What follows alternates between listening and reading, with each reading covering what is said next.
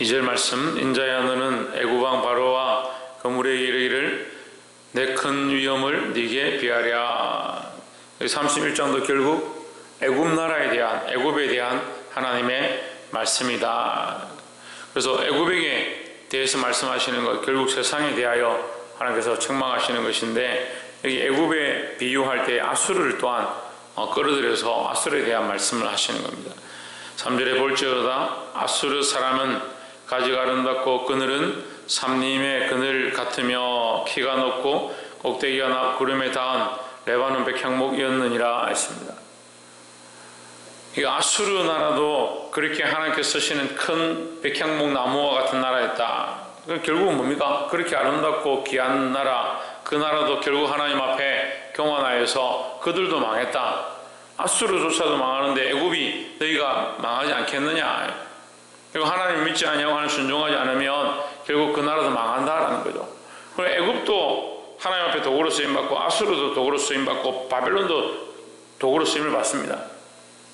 우리가 성경을 볼 때 흙과 백으로 나누면 이스라엘은 거룩하고 블레셋이나 옆에 다른 나라들은 암몬과 모압이나 다른 나라들은 거기는 구원도 없고 그 사람들은 가능성도 없고 그냥 사라지는 것이다 생각할 수 있지만 그들에게도 하나님께서 기회를 주시고 하나님 알만한 것들을 가르쳐 주십니다. 하지만 누가 선택하지 않느냐? 본인들이 선택 안 하는 겁니다. 애국과 아수르도 마찬가지입니다.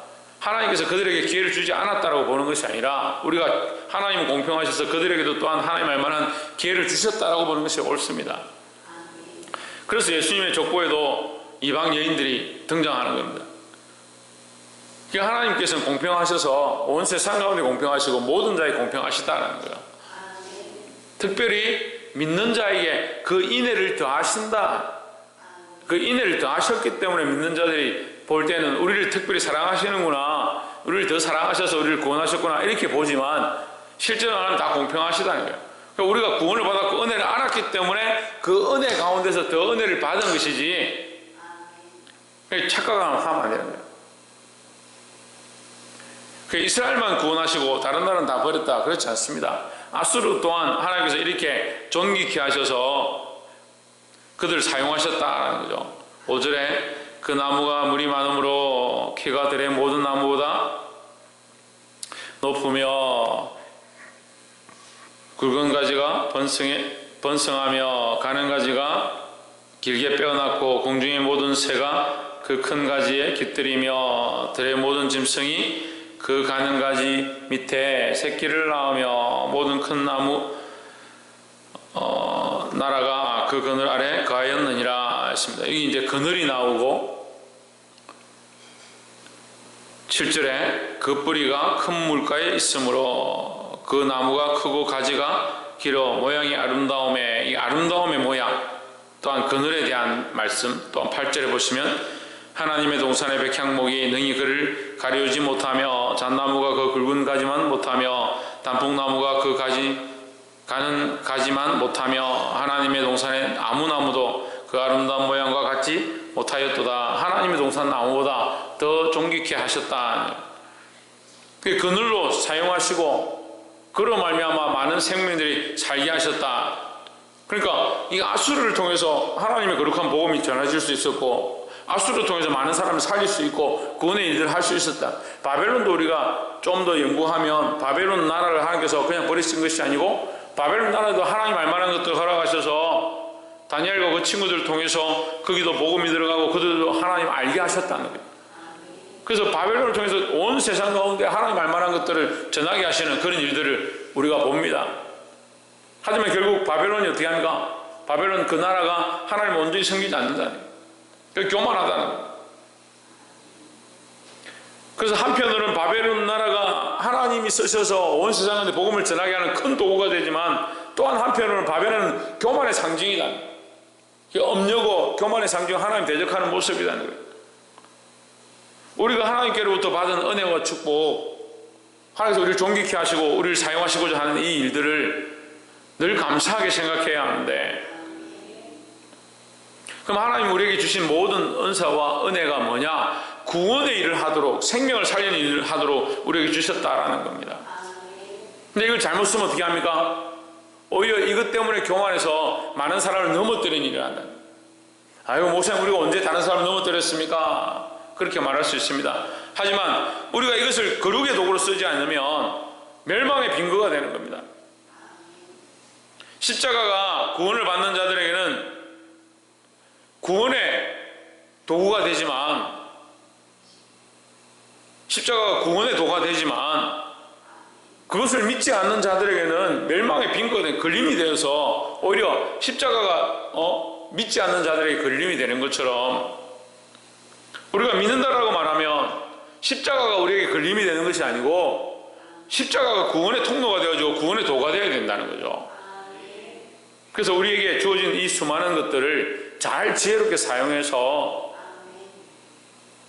겨자씨 비유처럼 처음에는 미약하고 쓸데없고 볼 수 없는 그런 존재 같지만 이것이 땅에 떨어져서 썩으면 많은 열매를 맺고 그 가지에 깃들이는 새나 짐승들이 와서 그 가지에 깃들이고 그 열매를 먹게 되는 그런 축복이 오늘 우리 성도들에게 있기를 주의 이름으로 축복합니다. 두 번째는 10절에 그러므로 나 주 여호와가 말하노라 그의 키가 높고 꼭대기가 구름에 닿아서 높이 뼈났으므로 마음이 교만하였은즉 했습니다. 지금 우리가 몇 주째 계속해서 똑같은 말씀을 얘기합니다. 근데 여전히 우리가 잊어버리면 안 되는 가장 중요한 요소가 뭐냐? 스스로 교만하면 안 되는 겁니다. 누구에게로부터 왔느냐? 하나님께로부터 왔다. 바울이 그의 신앙의 고백에서 뭐라 합니까? 내가 자랑하려면 얼마든지 자랑할 수 있다. 하지만 나의 나된 것은 내가 아니고 오로지 하나님의 은혜로다 했습니다. 이것이 우리의 신앙 고백이 되는 거예요. 신앙 고백이. 예수는 나의 구원이시고 나의 힘이시고 나의 반석이시고 나의 찬양이시고 내 간증이다 이렇게 얘기를 하는데 여전히 이 생각 속에 이게 같이 올라오는 거예요. 내가 이만큼 했는데, 내가 이만큼 살았는데. 그러니까 믿음이 깊어지면 이게 이렇게 넓어져야 되잖아요. 나의 연약함을 알고 하나님의 존귀함을 알고 이게 이렇게 깊이가 달라야 돼요. 그 깊이가 없어요. 하나님 존귀한 걸 아는데 나도 잘했는 거죠. 이게 깊이가 없다니까, 신앙의 깊이가. 아이고 목사님 무슨 말입니까? 신앙의 깊이가 없으니까요, 삶의 연약함들이 조금만 닥치면요, 조금만 옆에 사람들이 자기 괴롭히면요, 삶에 흔들리는 이 신앙이 흔들리는 이 상황들이 너무 많은 거예요. 옆에 사람들이 어느 길로 가든 어떻게 넘어지든 우리가 여전히 그 삶의 방향들을 하나님께로 맞추고 내가 할 수 없는 죄인임을 알고 하나님의 존귀함을 인정하면 이 믿음의 깊이가 얼마나 깊어지겠습니까? 그 수십 년 동안 신앙생활 하는데 하나님 존귀한 건 안다. 근데 나도 뭐 잘하는데 그 자기 신앙이 이만큼 올라와 있는 거예요. 제가 잘하는 말이 무슨 말이냐면, 가끔씩 제가 지난주도 얘기했는데 당신들은 참 교만해서 좋겠다. 교만한 게 범사의 일상이 되는 거예요. 범사에 감사하라, 항상 기뻐하라, 쉬지 말고 기도하라. 이게 무슨 말입니까? 항상 하나님을 인정하고 하나님을 인정하다 보면 나는 어쩔 수 없는 죄인이구나 이게 알게 되는 게 이 신앙의 고백이라는 거죠. 그래서 제가 이제 두 번째로 많이 하는 말이, 그렇게 할 것 같으면 하지 마라. 그렇게 봉사할 것 같으면 하지 마라. 그렇게 충성할 것 같으면 하지 마라. 충성은 순종인데요, 나의 어떠함이 없어요. 군대를 안 갔다 오신 분들은 어쩔 수 없지만 군대 가서 군인이 이렇게 사역하라 했다고 가서 사역을 했습니다. 뭘 이렇게 시키는 것들을 했습니다. 하고 내가 이만큼 했는데 그렇게 말할 수가 없습니다. 그 명령에 따라서 움직일 뿐이지 자기들이 한 게 없어요. 그냥 거기에 순종한 것 뿐이라는 아무것도 없어요. 군인들은 위에서 지시한 대로 명령에 순종했을 뿐이지 우리는 한 게 없습니다. 당연히 한 게 없죠. 명령대로 한 것 뿐이에요. 거기서 상을 주거나 칭찬을 하거나 그런 게 없습니다. 근데 우리는 계속 뭘 바라냐? 칭찬을 바라고 상을 바라고 앞에 저때 권사님은 이렇게 했는데 나는 권사인데 이렇게 잘했다. 장로가 저랬는데 나는 장로로 잘했다. 목사가 이랬는데 나는 목사로 잘했다. 항상 이것이 비교가 되는 거예요, 사람들에게. 남들이 이만큼 했는데 나는 이렇게 했으니까 나는 잘했지 않냐? 왜 자꾸 나를 뭐라 하느냐? 그렇게 할 것도 안 하는 게 낫다고요. 왜 사람들의 대상으로 계속 비교를 합니까? 그러니까 애굽이나 아수르나 두로나 시돈이나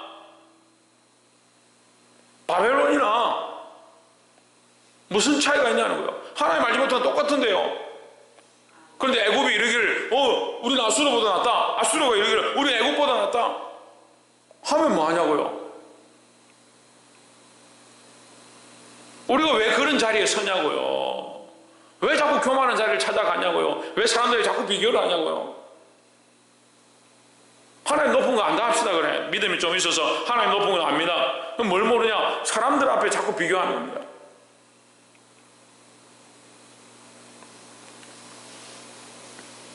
겸손해지시기를 주의 이름으로 축복합니다. 12절에 열국에 강포한 다른 민족이 그를 찍어버림으로 그 가는 가지가 산과 모든 골짜기에 떨어졌고 그 굵은 가지가 그 땅 모든 물가에 꺾여졌으며 세상의 모든 백성이 그를 버리고 그 그늘 아래서 떠나매. 그런 게 뭐가 소용이 있느냐? 무슨 필요가 있느냐? 결국 하나님 찍으면 아무 소용이 없다는 거예요. 근데 14절에 이는 물가에 있는 모든 나무로 키가 높다고 교만치 못하게 하며 하십니다. 교만치 못하게 한다. 그리고 하나님 앞에 교만하면 그 아름답고 좋은 것들의 필요가 없다. 그 꼭대기로 구름에 닿지 못하게 하며 또 물대임을 받는 능한 자로 스스로 높아지지 못하게 함이니, 이 스스로 높아지는 것, 교만한 것, 마음이 교만한 것, 계속해서 얘기하는 것. 그들을 다 죽는데 붙여서 인생 중 구덩이로 내려가는 자와 함께 지하로 내려가게 하였음이니라 하십니다. 지하로 내려간다. 지하로 내려가는 게 뭡니까? 지하로 내려가는 게 뭐예요? 지옥 심판을 받는 거죠. 심판을 받는 거죠. 그러니까 너희가 아무리 존경하면 뭐하냐? 이게 세 번째 말씀이에요. 너희가 아무리 존경하면 뭐하냐? 결국 지옥 백성이 된다면 그게 무슨 소용이 있느냐 이 얘기예요. 18절에 너희 영화와 광대함이 에덴 모든 나무 중에 어떤 것과 같은 것입니다. 이게 애굽에 대한 얘기인데요. 결국 아수르를 불러와서 아수르도 이렇다, 존귀하다. 애굽 너희도 존귀하느냐? 너희가 얼마나 존귀한지 에덴 동산의 나무들도 너희를 부러워한다. 구원받은 자들도 너희를 부러워한다. 믿는 자들도 너희를 부러워한다. 그렇게 하면 뭐하냐? 너희가 구원을 받지 못하는데. 그 얘기죠. 결국 너희가 지옥불에 들어가서 뗄감밖에 되지 못할 건데 지금 존귀하면 뭐하냐? 우리끼리 하는 얘기예요. 세상 사람들이 모르니까, 믿지 않는 자들이 너희가 그렇게 존귀하면 뭐하냐? 그렇게 아름다우면 뭐하냐? 그렇게 부유하면 뭐하냐? 결국 지옥불에 가서 뗄감밖에 안 될 건데.